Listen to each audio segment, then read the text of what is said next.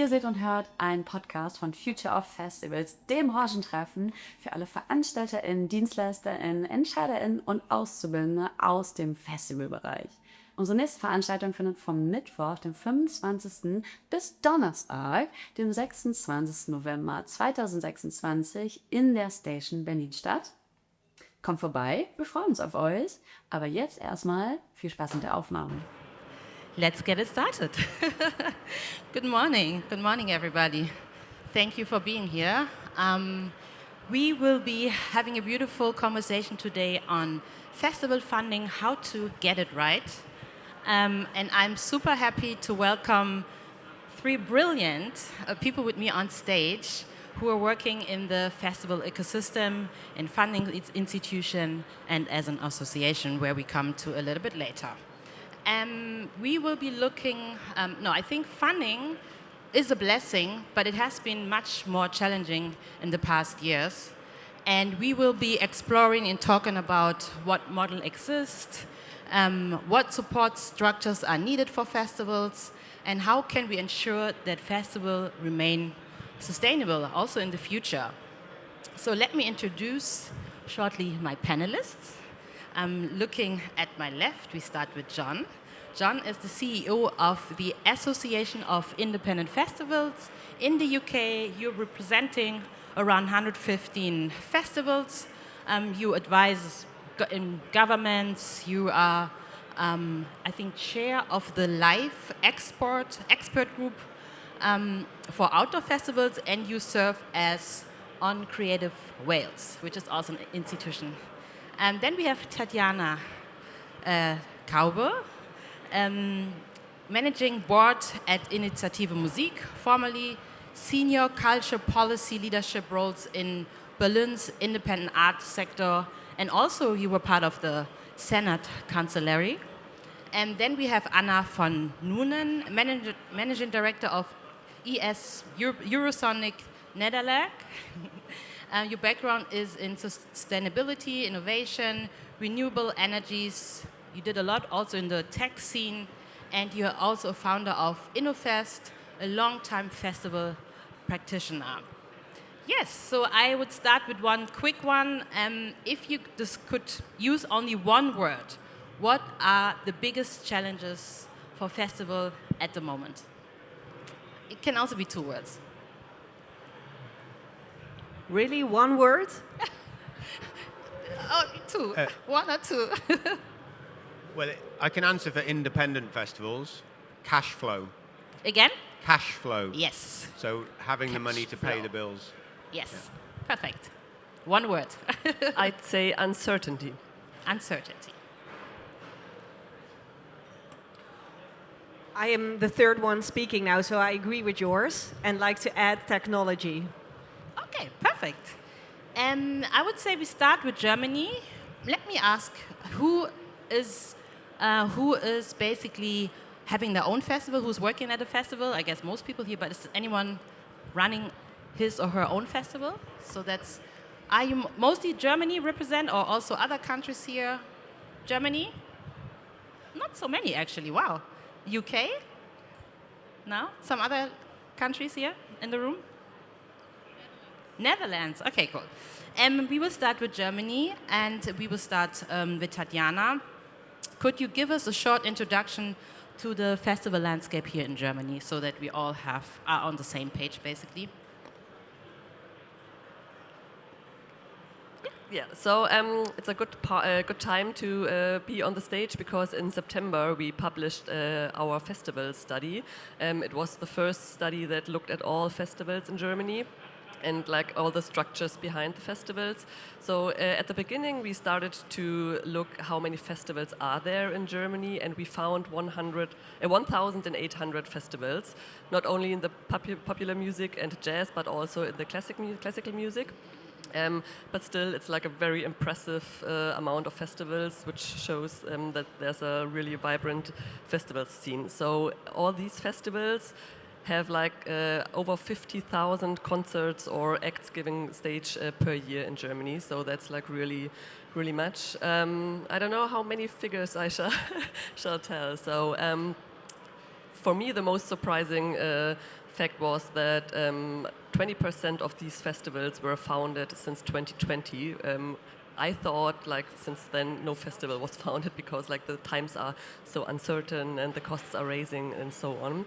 But still, there are a lot of, like, entrepreneurs or, like, festival lovers that, like, want to start new festivals, and that's, like, for me, really impressive. And the optimism is still big, I'd say, in the festival scene, so that's, like, really enlightening. Can you make it a little bit louder, because I don't know, we have almost no sound here in the back and I don't hear it so well. Thank you for the insight. And what structure type of festival, I mean, stands out? And now with Initiative Musik, you have a new funding specifically for festivals. Can you say a little bit about that? Yeah, it's the festival fund, which is funded by the federal government.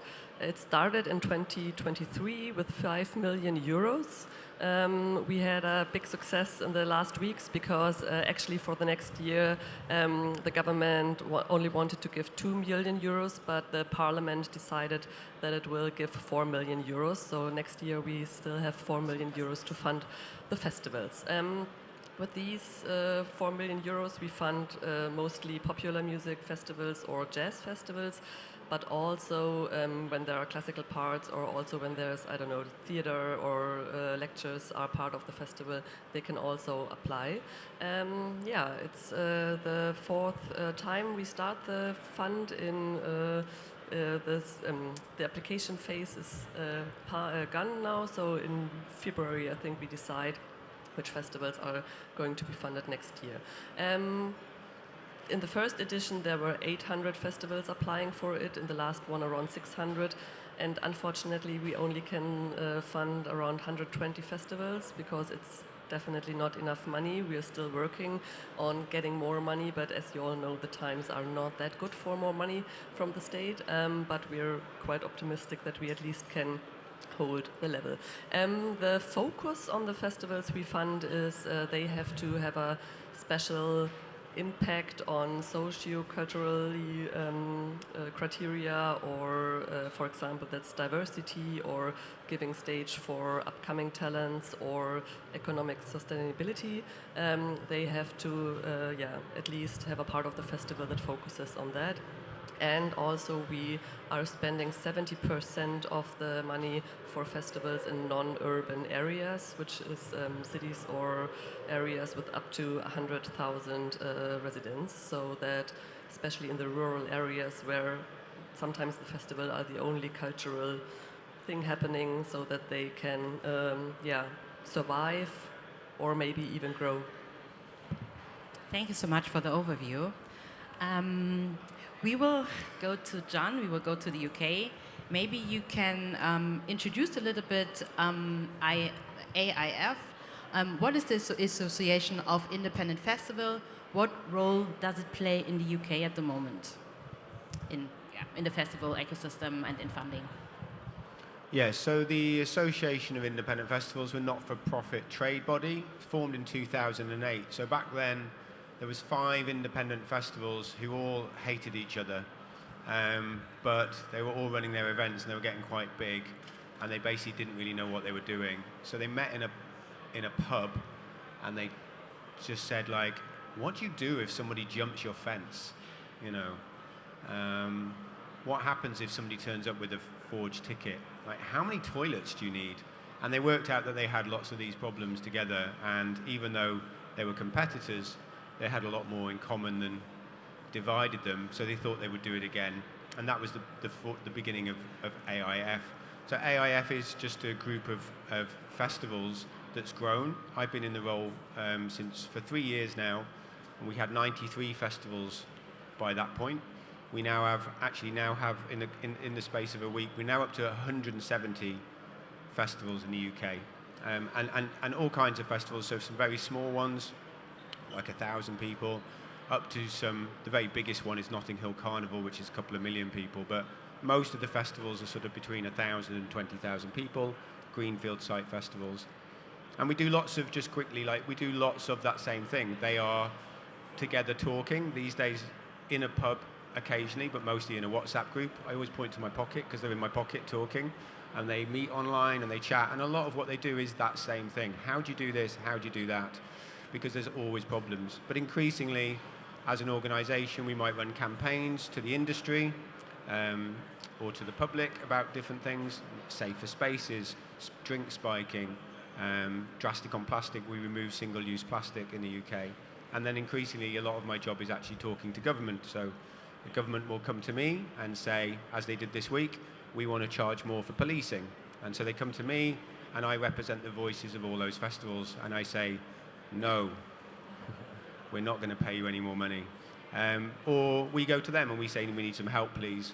And that's definitely an area that we've been talking about, and we will talk about with funding. So that's kind of what we do. In terms of the festival landscape, so we mapped that as best we could this year.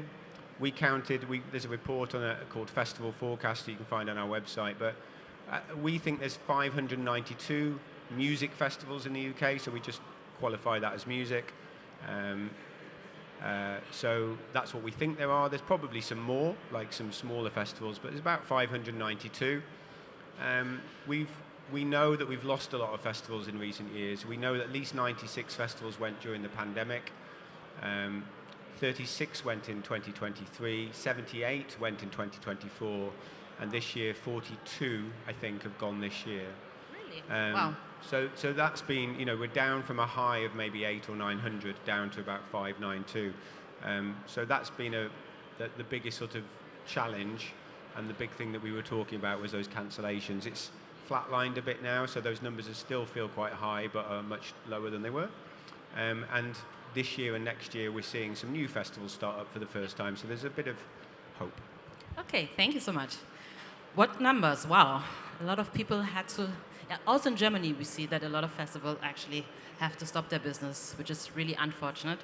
Anna, now we're looking at the Netherlands. Maybe you can shortly introduce your festival a little bit, and then I would love to go directly also to the structure of fundings at Eurosonic.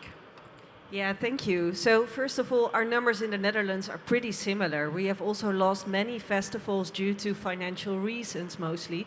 But not here to talk about these numbers because I'm Anna. I'm representing Eurosonic Noorderslag, or ESNS, managing director. We are Europe's showcase festival for emerging talent. So each year we try to set off the career of talents from across Europe. This year we host 39 countries, around 350 artists from 39 European countries again in January, and we try to set their career off in the best possible way we can, meaning that we focus on having a lot of industry professionals in the city of Groningen, where our festival takes place each year. That's media, bookers, agents, management, to make sure these artists are seen for the first time live and being booked at festivals, venues, get a contract out of it. We do that 3 days focusing on Europe. That's Wednesday to Friday. And then on Saturday, we have a special Noorderslag edition for Dutch talent each year. And we also host the biggest conference for European music professionals. Because when they're in town, we'd rather have a conference as well, hosting around 4,000 delegates. And yeah, we've been at the start of the career of many artists, ranging from a lot of UK artists, James Blake, DXX, Dua Lipa, but actually also a lot of German artists and Dutch artists, actually from across Europe.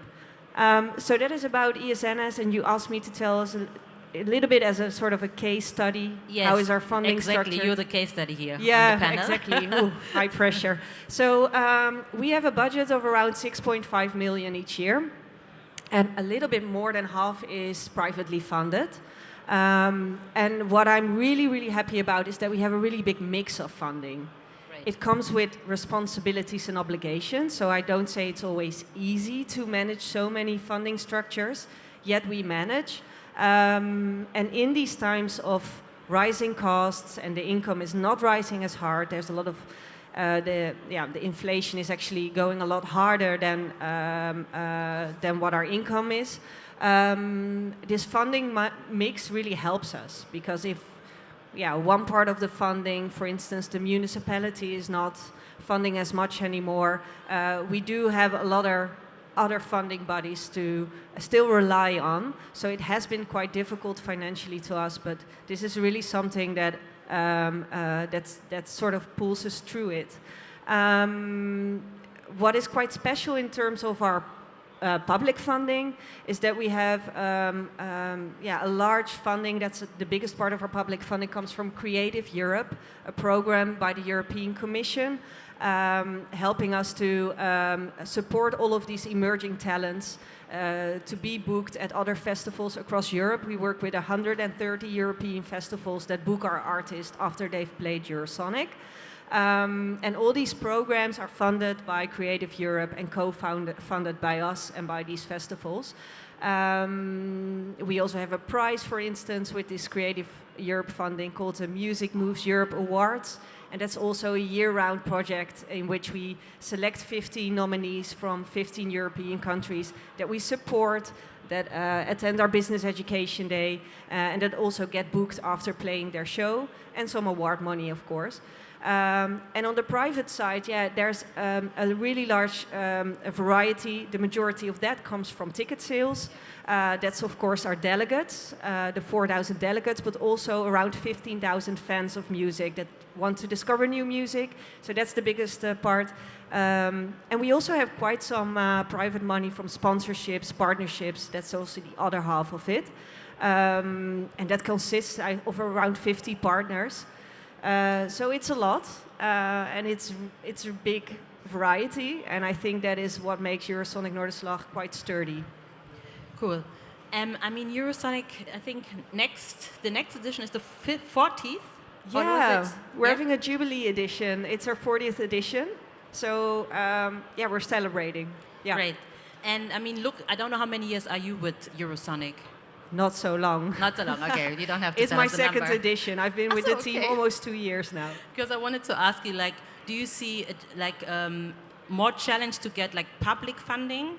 Has become easier? Has become easier maybe to become do partnerships? Because we now hear often from politics, okay, maybe the fundings from the state are becoming less, but then you should go out there and find funders. So.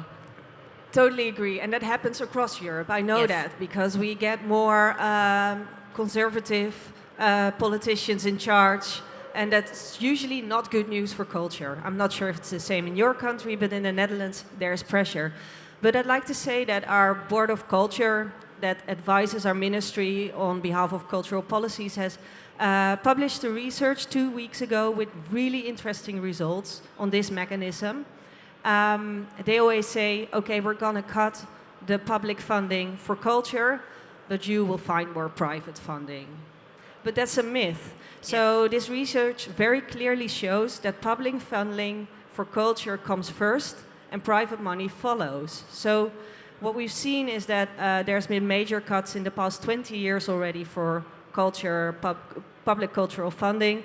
And we've seen that the private funding has stayed the same or decreased as well. So if you, as a government, focus on increasing that funding, then you can ask these organizations to also get more private funding, but not the other way around. Yeah, thank you so much.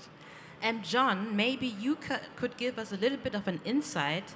How is it in the UK? How is the funding structure, the funding landscape in the UK? Do you also rely a lot on public funding from the state, or is it more private funding that flees into the UK festivals? Yeah, for a lot of our members, they're not core funded by public money. So a lot of the arts festivals are, so they quite often get sort of public funding to sort of start. And I think some of the showcase festivals that we'd have in Wales, in the UK, so I live in Wales, I was thinking about Wales, Focus Wales, Liverpool Sound City, Wide Days in Scotland, Great Escape in Brighton, but it's a UK one. Those kind of core pillars in terms of that export relationship they might have with Anna, they tend to get subsidies and funding from governments, so Welsh government, Scottish government. But the festivals that I broadly represent, They're founded by entrepreneurs, creatives, mavericks, crazy people, and it's money out their own pocket. And their revenue is ticket money, some level of sponsorship, the spend on site, that's their makeup. But they increasingly, because of those margins, are looking for public support. So one of the things, we have an arts council in Wales, so we have a government that will give its cultural money to arts council in England, Scotland and Wales. So a lot of our members, so they have funding to support culture and the arts, and they've begun knocking on the door for funding from them, which are small pots of money, very competitive, very much so. Now, although that was in theory open to festivals, for a long time a lot of our festivals couldn't really get in the door, and the Arts Council didn't really understand what they did, because what they do is the kind of crazy events that you all know and love. We lobbied very hard, the government, because of those figures I gave you before, because of the closures, saying we need support for our festivals. And one thing that happened as a result of that is the government unlocked that funding for our members. So there's £2 million a year that's ring-fenced for grassroots music. That's venues, promoters, artists and festivals. And so our members are going into that. But it's very competitive. So I actually have got some fresh figures from the Arts Council. So at the moment, 100 in the current year, over 100 festivals have applied for that funding, and only about 20% have been successful. And that's because, despite really strong applications, there isn't enough money in the pot, and that's a problem from a government down. So it is helpful if you get it, but of course it's very unhelpful if you don't. There's a couple of other things that are sort of arriving. So the UK government this year, because working in festival time, announced a £30 million music growth funding package, which is really exciting. 30 million? 30 million. Now, this is how our governments work. 30 million. Well, it's 30 million, but actually over 3 years. So it's 10 million a year. So we've already cut it down. Oh, and actually it includes some of the money that we've already got, like I mentioned earlier, the 2 million in the thing. So it's actually 8 million, but it's still more money. That is where that's going to go. They're talking a lot about grassroots. Venues are mentioned a lot. We are in conversation a lot with the government about that money going to festivals too, along with lots of other things. The framework for that is being decided at the moment, and we're in conversations with the government to try and get money for festivals. So our first ask was, all of these festivals that are applying to the Arts Council that are not getting funding, but their applications are good, could you just fund them, please? But we're also looking for some more strategic funding. So that will start in April next year. What it looks like, I don't know. What kind of things it will support, I don't know. We're trying to shape that. But those are the sort of two big public funding sides of things, I think, in terms of broadly, in terms of festivals in the UK. Okay, and when you talk to your basically members, what is like their biggest challenge in the past years when it comes to funding, or in general also as a festival? What are the biggest challenges in the UK for festivals at the moment? Well, I said cash flow. And yes, maybe you could get into so that. Just to be sort of clear, so I think for what's happened, we had a pandemic, and also in the UK, I'm really sorry, but we left Europe, not my decision. Those two things happened at the same time. We came out of that and costs rose dramatically, as we all know. So that made, running a festival is a risky business, but there was a good margin at the top. That margin has been absolutely squeezed, and you can have a really good event, you can sell out, you can have really sunny weather, you can have great spend at the site, and you can still walk through and still perhaps lose money, or just only break even. I had a festival, I always point to my pocket, festival organizer texted me today. They had sold 20,000 tickets, had a really wonderful event, and at the end of the whole thing, they had £3,000 profit. And they're actually donating £2,500 of that to us for something that we want to do. So they're only going to have £500 left. That is not a business. Now, when you even think about those margins, you've also got to pay for things, as you know, through the year. So your suppliers want things. Increasingly, their payment terms have changed because the pressures on them, pressures on the sector, they want more money upfront earlier. And as an independent, that's really hard to find that money. It's different if you're a multinational, and we don't represent multinationals like Live Nation. Live Nation have got big pockets, and they'll pay you when they want to pay you. Right, the independents have to pay when the suppliers are asking, and it's really hard to get your festival over the line. And so, yeah, and that's the biggest challenge. It's not selling tickets. We're selling really well. We're selling better than ever, actually. Interesting. We're really? selling, this year we've had, and for the on sales for next year, we're, in our members, selling more tickets, selling out earlier. We've got festivals on sales for next year who are already doing record amounts. There's no problem with demand. The problem is in the margins, and the problem is paying for those margins. And with the suppliers, they work really, really well with us because they're all in the game too, but they've got their problems too. So it's trying to get everybody through that sort of line to the show. That's the biggest problem. Interesting, because I think in Germany, I mean, I don't know how it was last year, but we have really problems with selling tickets in Germany. I know that a lot of festivals are selling less, 20%, 25 to 30% less tickets. So it's... And also very late. So that was one of the core findings of the study, that the people are buying their tickets later. So you can't also, really say if your festival will succeed. And the study shows that in Germany also only 15% made a gain out of the festivals, but 30% made a loss out of it. And the 15% are like, the big ones. The big ones. So, yeah, it's really hard. Well, Maybe, yeah. No, please. No, I mean, yeah, late buying was a big problem for us coming out of the pandemic, and that seems to have settled down. It is still, late buying is a problem if you've got a day festival and it's electronic music. Those two things together, that's late. But I just sort of talk about the people making money. So Live Nation run a festival in the UK called Isle of Wight, 50,000 capacity. They published their figures for last year. They made more profit last year than they made the year before, but they sold 4% less tickets. Right? So I don't know what they're doing, right? But there's something there. But I think that's really interesting. That's not the case for our independents. They could not suffer. They could not lose 4% of tickets and make more money. So there's a very big difference, and we're very sort of shouting about that problem. Yeah, and this is something that you see, of course, across Europe, is what we know from the numbers from our partner festivals as well, is that both on the side of artists as well as festivals, you seem to have a sort of a winner-takes-all mechanism going on. For the artists, you see that there's a lot of more stadium shows, and you see that these are being sold out really quickly, and also that the streaming income goes to a smaller share of artists. And that the indie emerging artists are often the ones that have the problems there. You sort of see similar mechanisms with festivals a lot, also because there has been a trend towards private equity firms buying a lot of festivals, and also Live Nation is just very dominant. So I think the work you do with indie festivals is so important, because that is where the magic happens as well. And that is where a lot of emerging artists get the opportunity to play for like maybe their 5th time across the border. So we are in an ecosystem together. And I hope that all of these bigger companies, such as Superstruct, which is of course not a company funding body, but also Live Nation, recognize that ecosystem, because we are in this together. Yeah, Tatjana, maybe you could say a little bit to Germany. I mean, looking at the applications, I hope you can answer that question. Looking at the application, what are the biggest challenges for German festivals?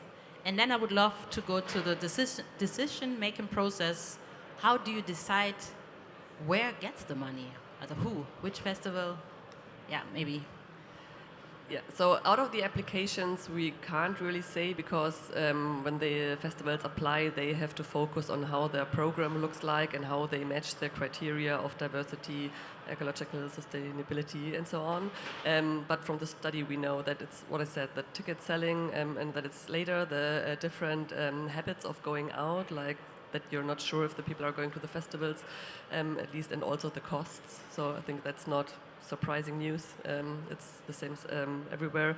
And also in Germany, I think it's also part of other countries, or in other countries, it's the raising of the right-wing parties in the rural areas, so that it's harder to make like liberal festivals, open-minded festivals, and that there's a lot of pressure. Yeah, so that's, I think, I don't know, for the last 2-3 years, that's one of the problems in the especially rural areas. for the process. So everybody who has a festival or small or middle-ranged festival can apply. We have like a application form or a digital application form. And then our team at the Initiative Musik, they look at the applications if it's like correct, if everything is there, if it's the right numbers and so on. And then we have a jury, and maybe one person on the stage is part of the jury. So yeah, we have people, experts from the festival scene that look at the applications and find the good ones that match the criteria and that making good programs, have good networks around them, are like really based in the local area and need the money. And they have a really hard job because they have to, it's the same amount, it's 25% festivals can be funded out of the ones that apply. So it's really tough, and so we're very thankful for everybody doing this job.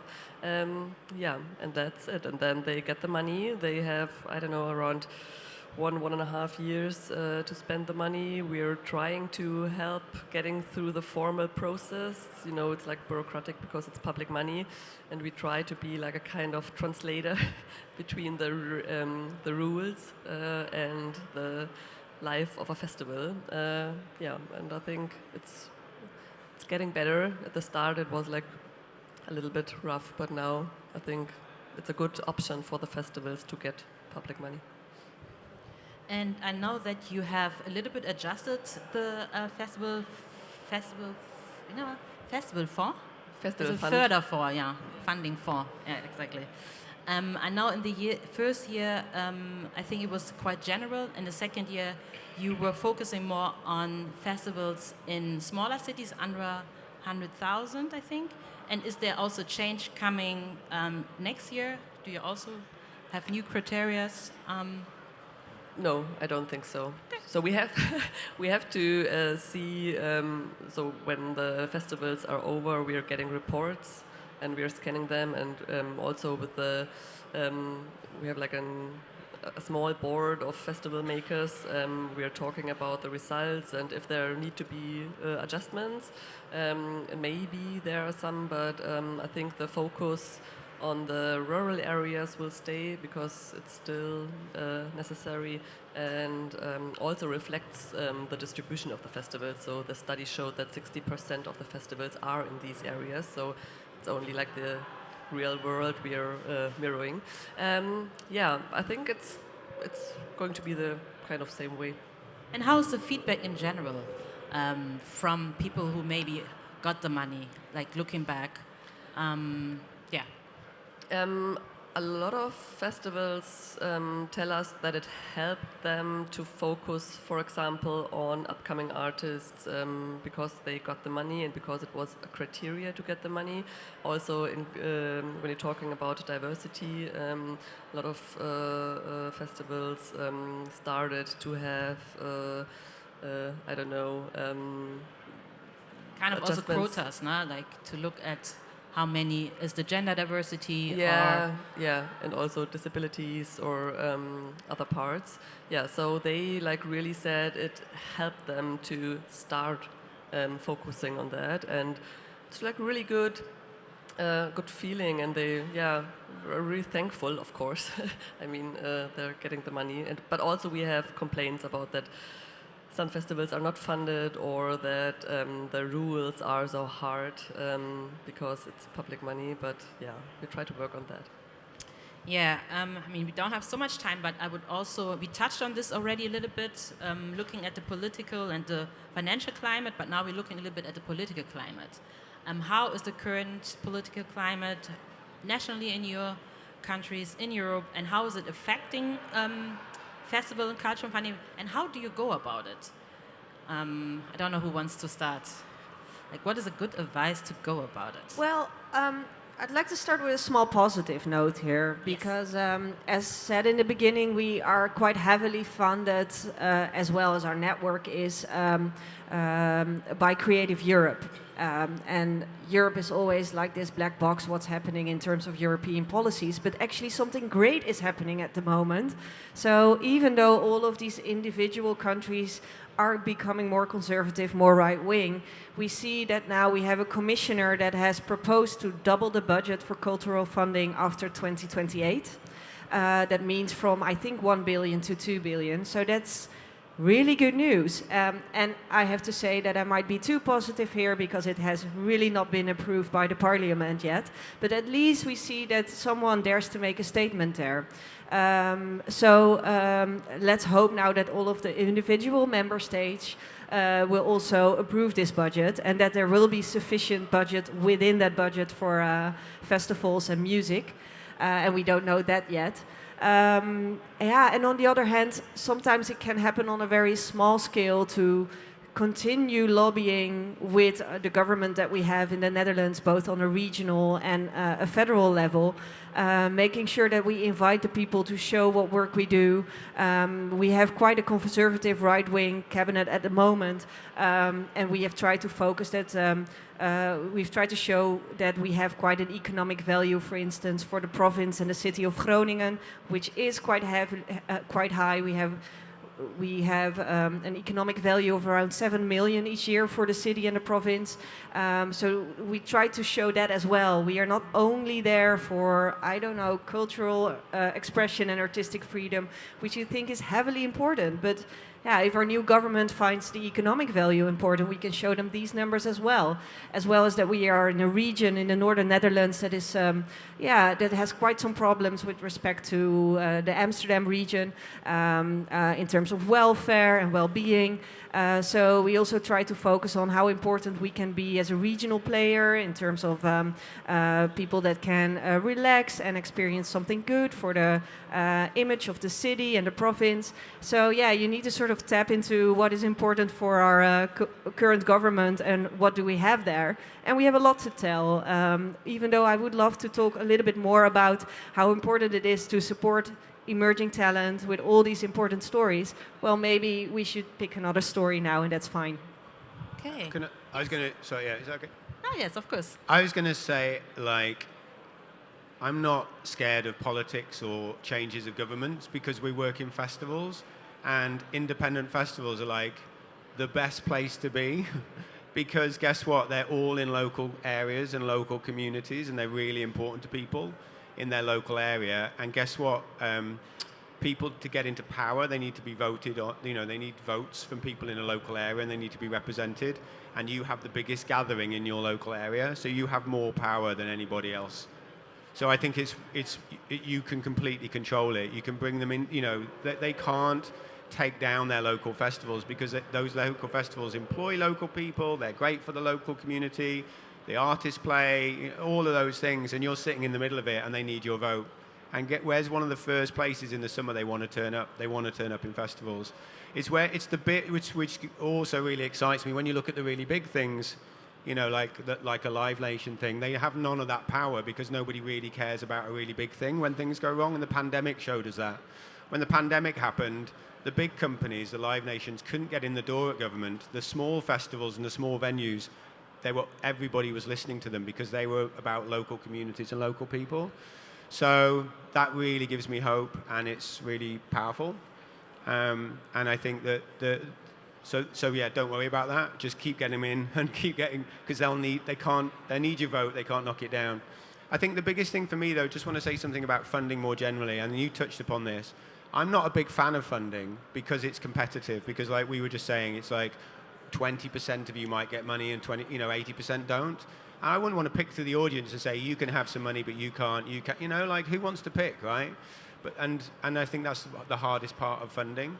But you were touching upon something that I think is important with funding, which is like, we really want to help people get from there to there with something, like diversity, like with sustainability. Like, there were some people at the back here earlier who run Pequal. They look female urinals, like women's urinals. Oh, they're here, right? Brilliant. And some people might be like, oh, that costs a little bit more or whatever, but it's like, yeah, but to make the step, it doesn't cost more. To make the step, maybe like a bit of funding to help you go on the journey with Pequal, right? That stuff's really important so that women don't have to queue in the toilets like like you've always had to queue, right? So that sort of stuff's important. So but the other part of funding for me that what I advocate for is like strategic funding that everybody can access. So when I talk to government, I don't want more money for you to make choices. I want you to do things like, so for example, like a hospital. Like if you build a hospital, sometimes like you never use it, sometimes you use it occasionally, and some people use it every single day. But the point is the hospital is there, right? And that's the kind of interventions that I want government money and federal money spent on. Things that are there that we can use if we need them. Maybe we never need them at all. But from a festival point of view, that's kind of what I want them to do. So I want them to accelerate these changes. I think that's really important. But I also want them to do things that everybody can access. And I think in terms of having conversations with people, that's the thing that I would be a big advocate for. Thank you. Thank you so much. It's almost like a final remark now. But I want to open the stage for at least 2 questions. I'm pretty sure there are questions in the audience. Is there anything you want to know? Is there anything you want to tell us?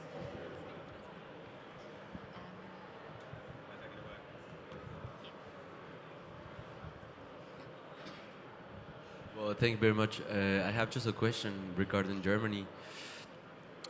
Because I get a little bit in touch with the Initiative of Music for a festival, but maybe I want to know if there are some festivals, Veranstalter or Veranstalterinnen, organizers, who are struggling with the whole systematic structures in Germany, like you have to have some kind of Verein or gGmbH or UG or gBR. If you have a UG, you can also apply for something like an Initiative of Music, like for the Förderung. Yeah, that's what's one of the questions. Or it has to be like just a Verein in a small town. Yeah. Yeah, so what we don't do is like fund private people, so you have to have a certain, like, I don't know, juristische Person it's called in German. Yeah, that's the point, but it doesn't depend which is it. So a Verein is also possible, and UG and even gBR, that means if 2 people connect for a gBR, then you can get a fund. Yeah, there's one more question. Thank you. The question is also for Germany. What are the criteria that make it more likely for a festival to get funding than the other one? Because it was mentioned earlier, but it was very broad, so that maybe festivals can work towards having those like criteria in place. So it's one point is that it's the size of the festival, so it's a small or middle-ranged one. The second one is that maybe the area where you are. So if you're in the rural area, it's more likely that you get funding. And you have your program has to focus on one of the 3 pillars, like diversity, ecological sustainability, or upcoming talents. And yeah, that's kind of it is. So what's the formal criteria? You have to be there for 1 year at least. So new festivals are not allowed. There are, of course, like so in some cases it's possible, but it's like very special. And yeah, I think that's it. It's not that difficult. Yeah. Like a follow-up, is there any statistics about like previous funding and which festivals have been funded, so that someone can like take a look at like examples and works toward them? On our website, there's the documentation about all the festivals that got the funding, and we have press releases. It's in German, but yeah, we have statistics, but there's so the jury doesn't publish reasons why festivals were not funded. So that's the first step where you didn't match formal criteria, and then the second step is the jury, and there's no explanation why the one was chosen or not. But there are statistics. I don't know which area they are from, how big they are, and stuff like that. Thank you.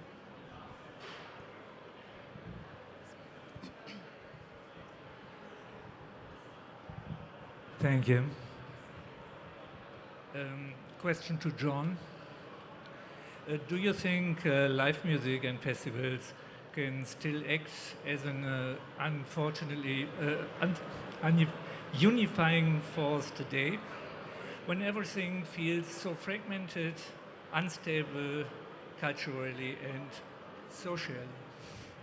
Sorry, my English. No, that was brilliant. Thank you. You're making me upset because, yes, I think there's nothing better. It's a hard time of year for me. I hate the winter because it's cold and dark. And I love the summer because you're in festivals all the time. And I think there's no better. What I love about, I mean, there's so much I love about going to festivals. I always forget how good it is till you start arriving and then you remember what it's going to be like. And then you're like, oh yeah. And you like, there's nothing better. I mean, I love all festivals, don't get me wrong, but there's nothing better than a long camping weekend, like where you can completely lose yourself. And what I love about them is politics is never in the middle of it, really. You don't know who you're with. You're not talking about all of these things. You're not on your phone, right? Which some people are. And you're not looking at these things that divide you. You're quite often just doing things with all kinds of people that want to be together, that elsewhere day to day you're being told you need to be apart. They're incredibly, you've all been to, I hope you've all been to a festival, right? You're all here.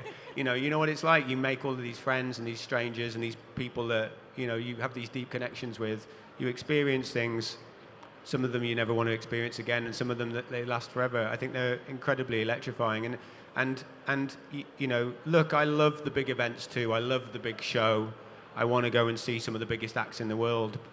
But all the magical moments tend to be in the independence, in those little tiny holes, in those creative spaces, and there's nothing like them. And we're talking about innovation and things too, I mean, I'm going to pick on the Pequel team again, but, here's some people trying to change the world for women for the better, and it's not happening, it's happening in a festival. Like, that's fucking great, right? So yeah, so it gives me such joy. The only thing that I'm disappointed about is that they have to stop when it gets cold. I would love to keep going. I mean, obviously, I go to Eurosonic. I wanted to ask. And it's January. Like, it's great. You come out of January and you're off to Eurosonic, and that's like It's great. always cold. You're with a load raining. of people and you're having a good time seeing great bands, so more of these, please. Anna, maybe you could also say a little bit to that question, because you bring 39 countries to Eurosonic. Yes, so and it's our 40th edition, so we hope to have brought 40 countries. No, but it's a really good point, and I really, really strongly believe that we need unity in Europe at the moment, but all of these shifts in terms of politics, but also geopolitical tensions. So what we do this year, we have a focus country each year. Last year was Italy. The year before it was Poland. We decided to, for our 40th edition, not do that because of everything that is happening in the world. We want to present it as one Europe. So we have a unifying team. It's called Europe Calling. And we try to sort of break borders. And we believe music is a perfect example of how that could contribute to a common identity. It travels borders. It doesn't sometimes matter if your song is in French or if it's in Slovenian, it doesn't matter. So we try to make a statement there because we believe we need it and that music can deliver that. cool. I mean, we are almost at the end, but I have one last question. I mean, we are here at the Future of Festival, so I want to look with you a little bit also into the future. You said quite some festivals are closing their doors, but there are new festivals opening. So, and you all have been in the festival or music landscape, live music landscape for quite some time. So what advice would you give young festival or younger people or new festivals how to get it right? What factors they should focus on to stand on firm ground? There's only one rule. There's only one rule. Unless you've got a lot of money, basically, the only way to make is you start with a party. So it's a community. It could be your group of friends. It could be around a genre, like you all really like metal, or a place, like we all really love Berlin. Like whatever it is, that's the starting point. If you do that party, and you do it again, and you just stick with that community, forget about everything else, the lineups. If you're trying to do it around lineups, you're doomed to fail. Because the lineup this year, people might come, and then the next year you've got different acts, and they might not come. So it's got to be about community. If you get that right, all the members of ours that are doing well, they've been building communities for a long time around peace and love, or metal, or grime, or getting absolutely off their heads, whatever it is, or women, or not drinking, or running and drinking, right? Whatever their community is, that's what they are absolutely smashing it. The ones that were trying to do lineups, not so good. Thank you. I could not agree more. Yes, Actually, me too. No, totally. It always starts with the community. And also, if you look at the successful independent festivals in the Netherlands, they are community based with a very clear mission vision that they've always stayed true to. So I think that is the key to success. And if you're starting, so that's something to add here. Don't think big instantly. All movements start small. It's okay if at your first festival you have only sold 400 tickets or so. It doesn't matter. Everything starts small. I don't know, but Coachella wasn't born in one day. So think small and act big, but don't try to do that immediately. Thank you. Maybe as I'm in between the state and the scene, I'd add that like you have to try to build up like strong ties to the local authorities, like the mayor's offices or the ones like giving you the permission to do this or that. That helps a lot because surprisingly there are a lot of music lovers in the governments or in the administrations, and if you know them and if you have like short ways getting some permissions or getting information how you can apply for some things, it's a good start and really helpful. Yeah, that's it. Think, well, timely, we are good. Thank you for being here. Thank you for sharing your experiences. Thank you for the invitation. Thank you for hosting. Thank you. And yeah, thank you for coming. Thank you for listening. And see you again. Bye. Yeah, put your hands together. Thank you very much for that very interesting start of the day. Thank you, Anna von Nunen. Did I pronounce it right? Anna von Nunen, Managing Director of Eurosonic Norderslag. Tatjana Kaube, representative of the Managing Board of Initiative Musik. John Rostron, Chief Executive of the Association of Independent Festival. And thank you also for hosting Pamela, Owusu, Brenyah, freelance curator and creative consultant. Thank you very much. A round of applause, everyone. Well done, good work. So we will stay in the theme. We'll talk about